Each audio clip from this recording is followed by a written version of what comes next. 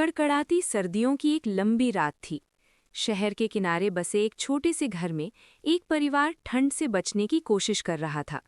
घर छोटा था, सुविधाएं सीमित थीं, लेकिन परिवार एक दूसरे के सहारे जिंदगी गुजार रहा था। बहू, आग में थोड़ी लकड़ी और डाल दे, ठंड बहुत बढ़ गई है। अभी आग तेज कर देती हूँ माँ जी। घर के बीचों बीच लोहे के तसले में लकड़ियां जल रही थीं, ताकि कमरे में थोड़ी गर्मी बनी रहे। ठंडी हवा दरवाजों की दरारों से अंदर घुस रही थी और सब लोग आग के पास बैठकर अपने हाथ सेंक रहे थे।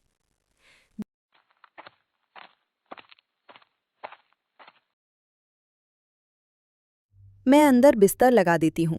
वैसे भी रात को रजाई के लिए लड़ाई होने वाली है। दिन भर ठाम की तलाश में भटककर पिता अभी भर लौटे ही थे। सर्दियों में मजदूरी मिलना मुश्किल हो गया था।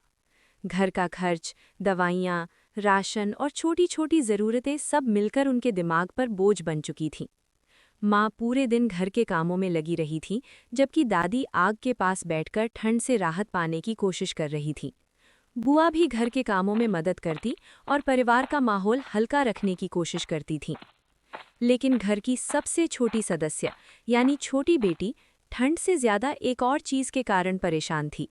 उसे कार्टून देखने का बहुत शौक था, लेकिन उनके घर में टीवी नहीं था। अक्सर शाम के समय जब पड़ोसी के घर से कार्टून की आवाज़ आती, तो वो चुपचाप उनके घर की खिड़की के पास जाकर खड़ी हो जाती और ठंडी हवा में खड़े खड़े कार्टून देखने लगती। कई बार उसके हाथ पैर ठंड से सुन्न हो जाते, लेकिन कार्टून खत्म होने तक वो वहाँ से हटना नहीं चाहती थी। माँ उसे बार बार अंदर ले आती, लेकिन बच्चे की छोटी खुशी को रोकना आसान नहीं था। पिता ये सब देखते थे, लेकिन मजबूरी के कारण कुछ कर नहीं पाते थे। उन्हें अपनी बेबसी हर दिन और ज्यादा महसूस होने लगी थी। रात गहराने लगी और अब सोने की तैयारी शुरू हुई। जल्दी लेट जाओ वरना जगह नहीं मिलेगी। घर में सिर्फ एक ही मोटी रजाई थी, जिसमें पूरे परिवार को साथ सोना पड़ता था। बिस्तर बिछाया गया और एक एक करके सब अपनी जगह बनाने लगे। कोई दीवार से सिमट गया, कोई कोने में लेट गया, तो कोई बीच में जगह बनाने की कोशिश कर रहा था। रजाई सबके ऊपर डाली गई, लेकिन हमेशा की तरह वो छोटी पड़ गई। किसी के कंधे बाहर रह जाते, तो किसी के पैर ठंडी हवा में निकल जाते। धीरे धीरे सबको नींद आ गई, लेकिन रात के बीच में पिता की नींद तब खुली जब उन्होंने अपनी बेटी को नींद में कार्टून के किरदारों के नाम बड़बड़ाते सुना।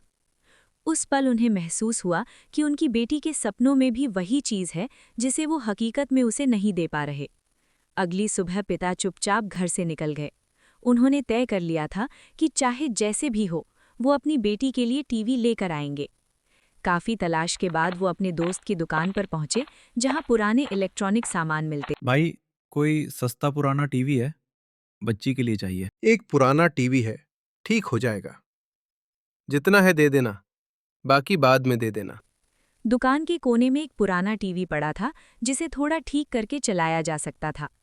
उनके पास पूरे पैसे भी नहीं थे, लेकिन दोस्त ने उनकी मजबूरी समझी और भरोसे पर टीवी दे दिया। शाम को जब पिता टीवी लेकर घर पहुंचे, तो पहले तो परिवार हैरान रह गया, लेकिन छोटी बेटी के चेहरे की खुशी देखकर घर का माहौल बदल गया। अरे देखो, भैया टीवी लाए हैं। पापा पापा, क्या ये हमारा टीवी है? कुछ देर की मेहनत के बाद टीवी चल पड़ा। तस्वीर साफ नहीं थी, आवाज़ भी कभी तेज तो कभी धीमी हो रही थी, लेकिन परिवार के लिए वो किसी सपने से कम नहीं था। उस रात पहली बार पूरा परिवार ठंड को भूलकर साथ बैठकर टीवी देखने लगा। हंसी और खुशी ने घर की उदासी को कुछ देर के लिए दूर कर दिया। रात को फिर वही एक रजाई बिछाई गई। लोग भी वही थे, कमरा भी वही था, ठंड भी उतनी ही थी, लेकिन आज किसी को शिकायत नहीं थी। सब टीवी देखते देखते उसी रजाई में सिमटकर बैठे रहे। किसी का हाथ बाहर निकलता, किसी का पैर ठंडा हो जाता, लेकिन किसी ने कुछ नहीं कहा। टीवी की हल्की रोशनी कमरे में फैल रही थी और पूरे परिवार के चेहरों पर संतोष दिखाई दे रहा था। अब छोटी बेटी को पता था कि उसे ठंड में बाहर खड़े होकर कार्टून देखने नहीं जाना पड़ेगा। पिता ने अपने परिवार को एक साथ खुश देखकर राहत की सांस ली। शायद पहली बार उन्हें लगा कि उन्होंने अपने परिवार के लिए कुछ अच्छा किया है। गरीबी आज भी थी, ठंड भी थी, लेकिन उस रात उस छोटे से घर में दिलों की गर्मी ज्यादा थी। और कई बार इंसान को जीने के लिए बस इतनी ही गर्माहट काफ़ी होती है।